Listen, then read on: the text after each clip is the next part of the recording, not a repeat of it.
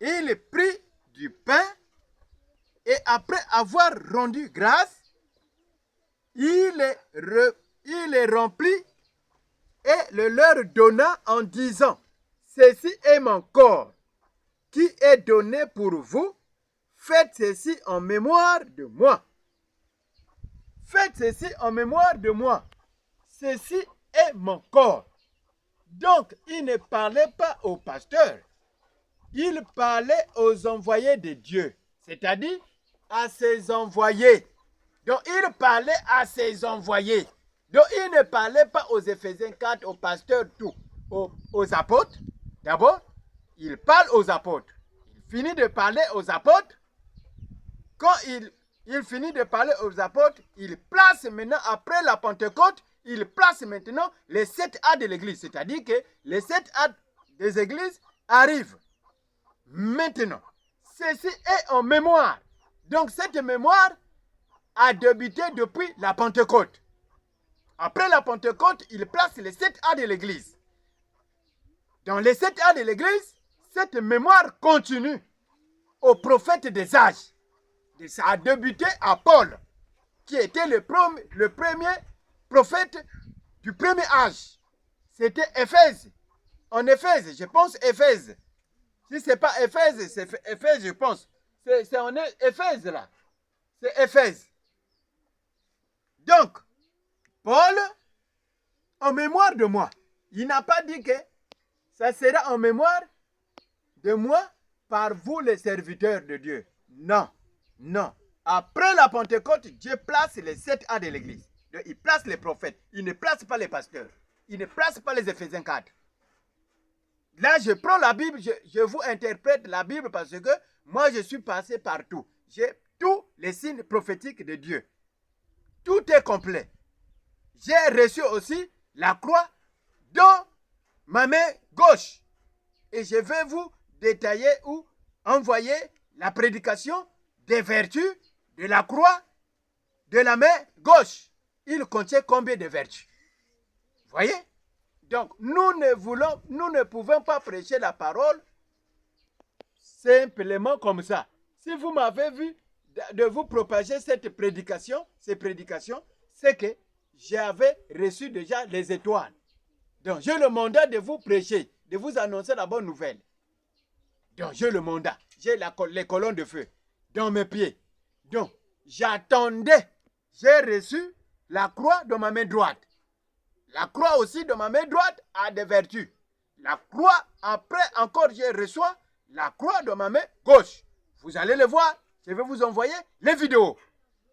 Vous allez voir, vous allez filmer et distribuer-moi ça. Encore. C'est pour cela que je vous prêche. Pourquoi? Donc, abandonnez toute votre interprétation vaine de la Bible par manque de mission de prêcher la parole de Dieu. Ensuite, il pria le pain. Il dit que ceci est en mémoire de moi. Et il prit de même la coupe après le souper et là leur donna en disant, cette coupe est la nouvelle alliance et mon sang qui est répandu pour vous. Cependant, voici la main de celui qui me livre est avec moi. À cette table, le Fils de l'homme s'en va. Le Fils de l'homme s'en va selon ce qui est déterminé, mais malheur à l'homme par qui il est livré. Donc, malheur à l'homme à qui il est livré. Et ils commencèrent à se demander les uns aux autres qui était celui d'entre eux qui ferait cela. Voyez, il se leva aussi parmi les apôtres une contestation. Lequel d'entre eux? Donc, entre eux, ils se discutaient. Lequel d'entre eux? Entre nous, lequel? Lequel qui va livrer? Lequel? Oh, mais nous tous, nous sommes de la vérité. Nous sommes nous sommes des hommes de Dieu. Nous sommes de la vérité. Nous sommes parmi eux, il y avait un infiltré. Vous voyez? Devait être estimé le plus grand. Jésus leur dit, les rois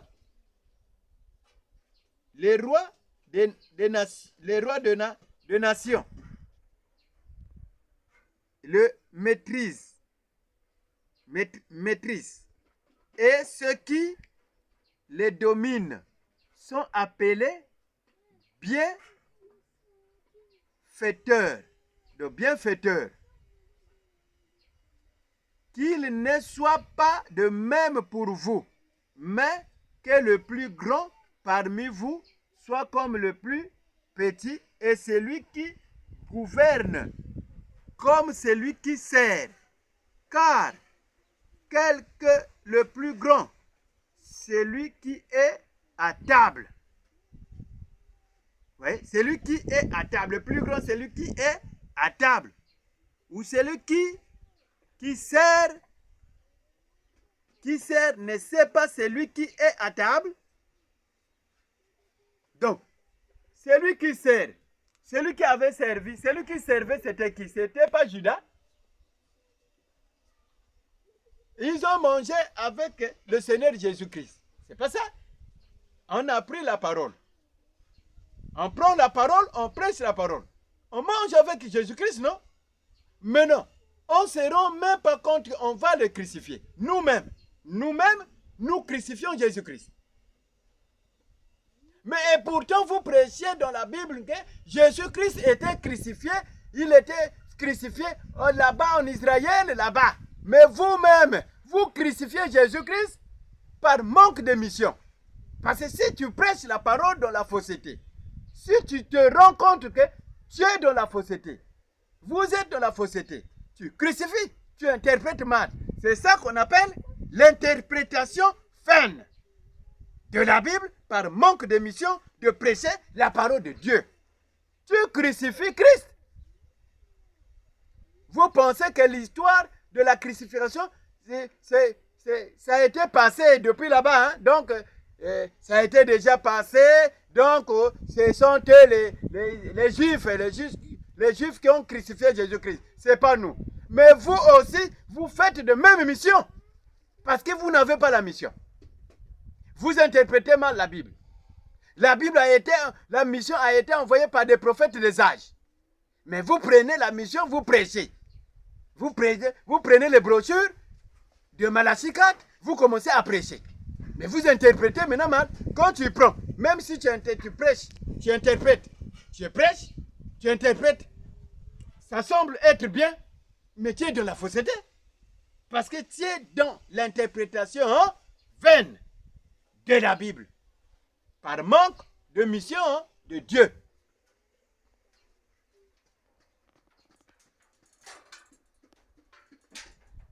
Donc, nous crucifions Jésus-Christ. Vous êtes ceux qui vous persévérez avec moi dans mes épreuves. C'est pourquoi je dispose le royaume en votre faveur, comme mon Père a disposé à ma faveur, afin que vous mangez et buvez à ma table dans mon royaume, et que vous soyez assis sous des trônes pour juger les 12 tribus d'Israël. Le Seigneur dit, Simon, Simon, Satan vous a réclamé pour vous crible comme le froment, mais j'ai prié pour toi afin de la foi ne défaillit point, que ta foi ne défaillit point. Et toi, quand tu seras converti, affermis tes frères. Donc, il parle, le Seigneur Jésus-Christ parle maintenant à Simon-Pierre. Quand tu seras affermi, quand tu seras converti, affermis tes frères. Il parle à un seul, parmi les apôtres. Donc, il voulait même faire une grande trahison de dire que moi j'ai choisi toujours un. Mais comme ils étaient nombreux, les 12 là, il fallait qu'il choisisse les 12. Parmi les 12, je pense qu'un n'était pas dans l'assiette de la mission de Jésus-Christ. Il y avait Judas Iscariote. Donc, quand tu seras affermi,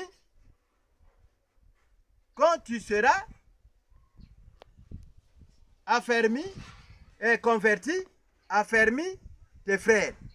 Quand tu seras converti, affermi tes frères. C'est pour cela que moi, à mon état, je suis maintenant converti. Donc, un converti, c'est lui que Dieu mandate, un mandaté. Il est converti. Je suis converti. J'ai le baptême. J'ai la justification. J'ai la sanctification. J'ai le baptême du Saint-Esprit. Tous les 3 étoiles. Sans compter les autres étoiles qui m'est apparu. Donc, je prends d'abord les 3 étoiles.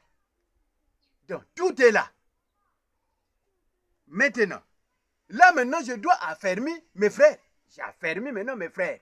Mais vous avez pris la parole de Dieu sans être convertis. Donc, nous prenons la convertition, je ne sais pas, la convertie de la Bible. Vous prenez ça comment? Comprendre seulement les versets bibliques dans votre tête? C'est ça qui montre aux chrétiens que vous êtes convertis. Non, c'est pas ça. C'est pas ça. Il faut avoir une mission convenable de la promesse. Parce qu'après la Pentecôte, Dieu place les âges. Les âges de l'Église, quand les âges de l'Église finissent, nous rentrons dans l'âge de l'épouse. L'âge de l'épouse n'est pas introduit dans les 7 âges de l'Église. Donc, le premier âge jusqu'à cet âge, tout ça, ce sont des âges qui sont partiels. Donc, ce sont des âges, on appelle ça le partiel. Donc, quand nous prenons maintenant le Saint-Esprit et la pierre de fête, là maintenant, nous appelons maintenant le parfait. C'est pour cela que la Bible nous dit, quand le parfait viendra, le partiel disparaîtra. Mais vous avez pris la Bible en interprétant que vous avez le Saint-Esprit. Donc, le pasteur a le Saint-Esprit, il dit que moi j'ai le parfait. J'ai le parfait, mes frères. J'ai le parfait. Donc, le parfait est là. Donc, le parfait, ce sont, je ne sais pas, ce sont des démons qu'il chasse dans les églises. Ce sont des démons qu'il chasse. Il fait quoi? Je ne sais pas qu'est-ce qu'il fait. Donc, tout ce qu'il fait pour démontrer qu'ils ont le parfait. Mais moi, maintenant, je vous parle, tous les 7 âges, ce sont les âges partiels. Les 7 âges de l'église. Le premier âge jusqu'au 7e âge. Ce sont les 7 âges qu'on appelle ça le partiel. Je vais vous montrer et les versets bibliques qui va vous montrer que ce sont des âges partiels. Donc, ce ne sont pas des âges du parfait. Vous voyez? Malachie 4 était placé dans les 7 âges de l'église. Donc, le premier âge jusqu'au 7 âge, ce sont des âges partiels. On appelle ça partiel. Le parfait, c'est là où Malachie 4 a écrit le baptême du Saint-Esprit et la pierre de fête. C'est là où se trouve le parfait. C'est là où il avait dit quand le parfait viendra.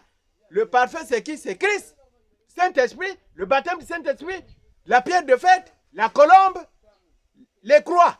Donc, tous les deux, les étoiles, tout.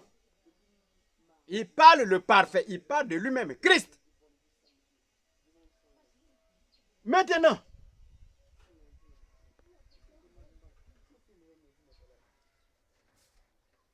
le Seigneur lui dit,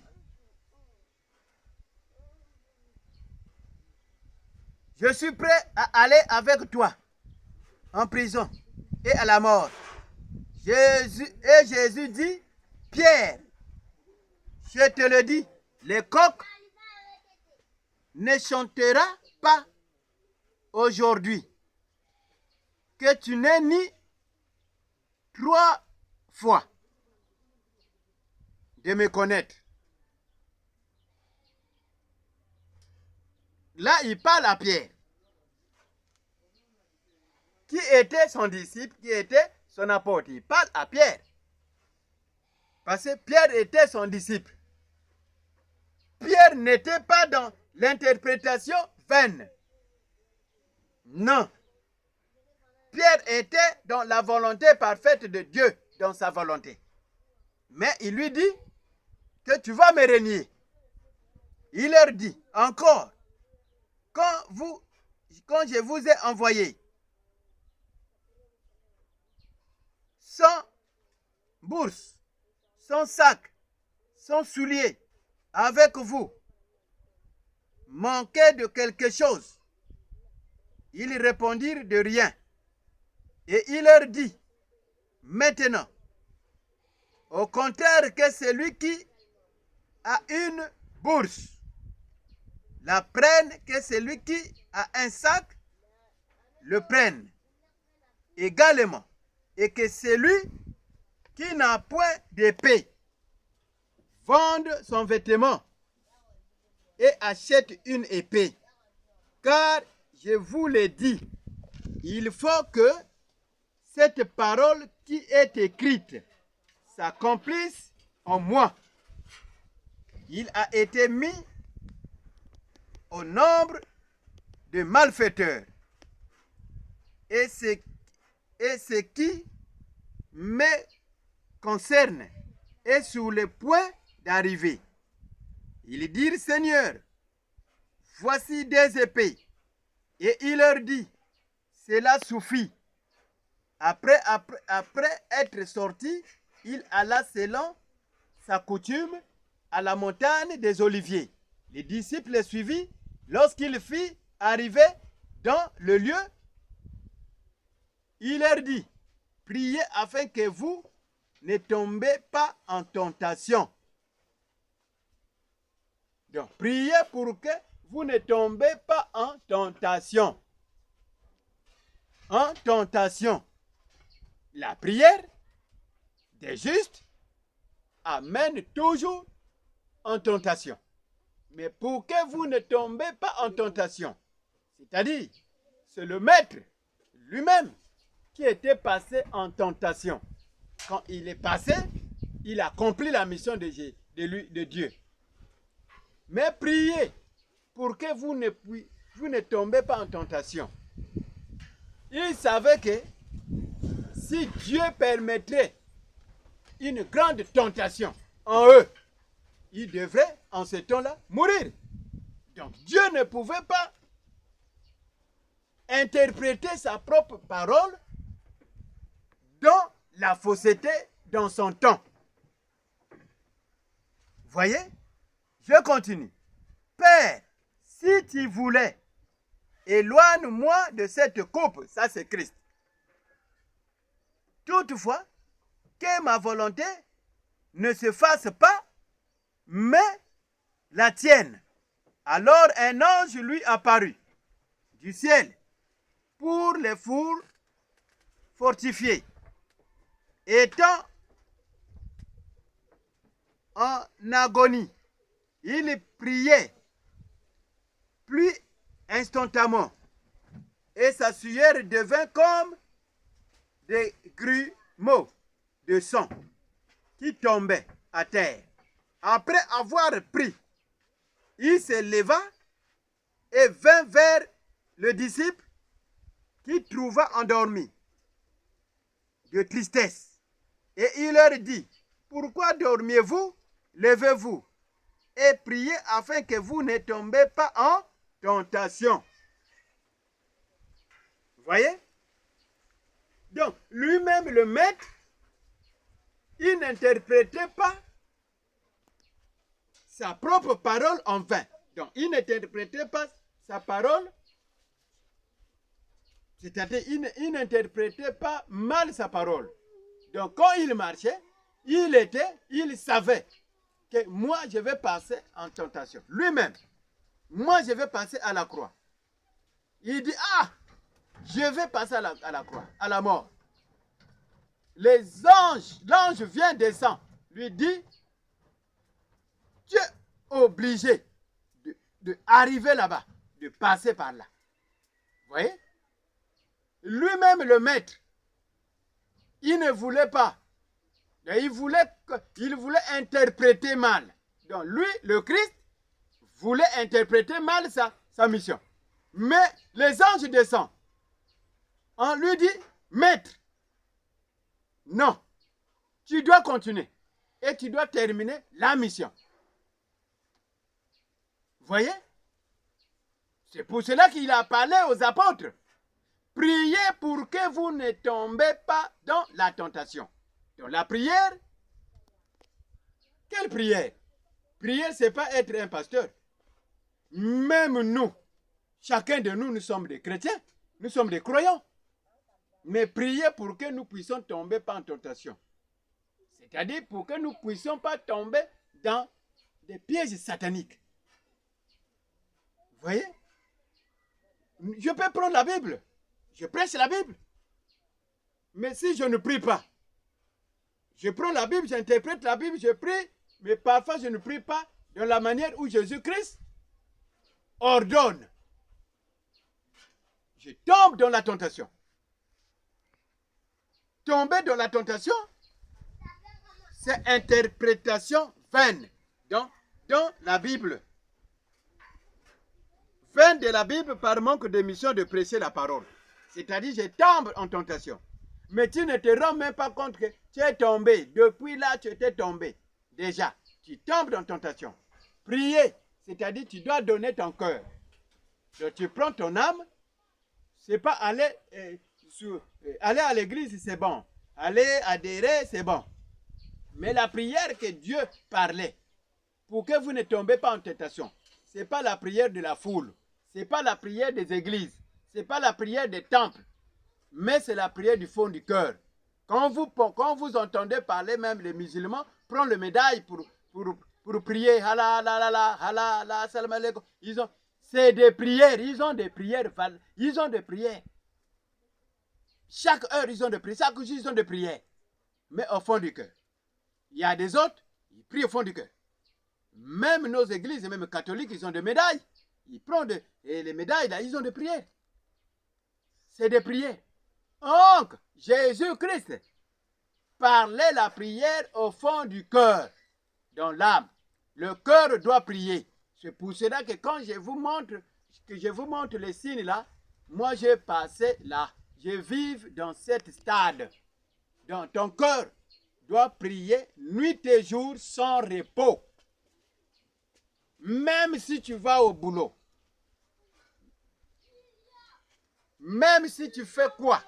Même si tu travailles, même si tu parles avec tes amis, pour que tu ne tombes pas en tentation, la prière au fond du cœur sans repos. C'est ça qu'on appelle la prière sans cesse. Quand vous entendrez parler de la prière sans cesse, personne ne peut accepter ça, respecter ça. Ça fait de tapage dans le cœur.